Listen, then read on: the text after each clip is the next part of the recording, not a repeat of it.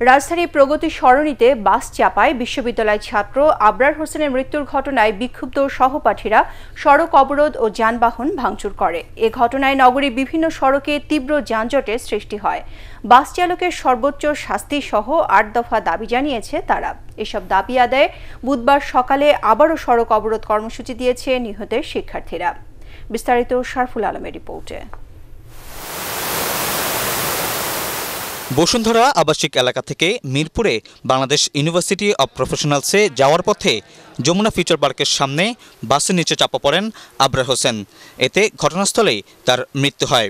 এ খবর ছড়িয়ে পড়লে মুহূর্তের মধ্যেই তার সহপাঠীরা সড়ক অবরোধ, যানবাহন ভাঙচুর ও অগ্নিসংযোগ করে। এক পর্যায়ে বিক্ষুব্ধ শিক্ষার্থীরা রাস্তা অবরোধ করে যান চলাচল বন্ধ করে দেয়। দিনভর ব্যস্ততম এই সড়কটি বন্ধ থাকায় নগর জুড়ে সৃষ্টি হয় তীব্র যানজটের। ঘটনাস্থলে গিয়ে বাস চালকের শাস্তি নিশ্চিতের আশ্বাস দেন ঢাকা উত্তর সিটি কর্পোরেশনের মেয়র আতিকুল ইসলাম।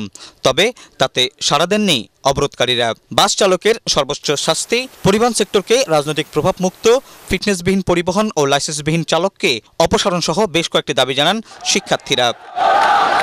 এক পর্যায়ে শিক্ষার্থীদের আন্দোলনের সাথে একত্রতা প্রকাশ করেন ডাকসুর নবনির্বাচিত ভিপি নুরুল হক নূর। অনাকাঙ্ক্ষিত পরিস্থিতি এড়াতে ওই এলাকায় মোতায়েন করা হয় অতিরিক্ত পুলিশ।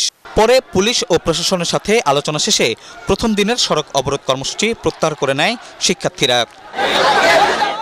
শারফুল আলম, এটিএন বাংলা, ঢাকা।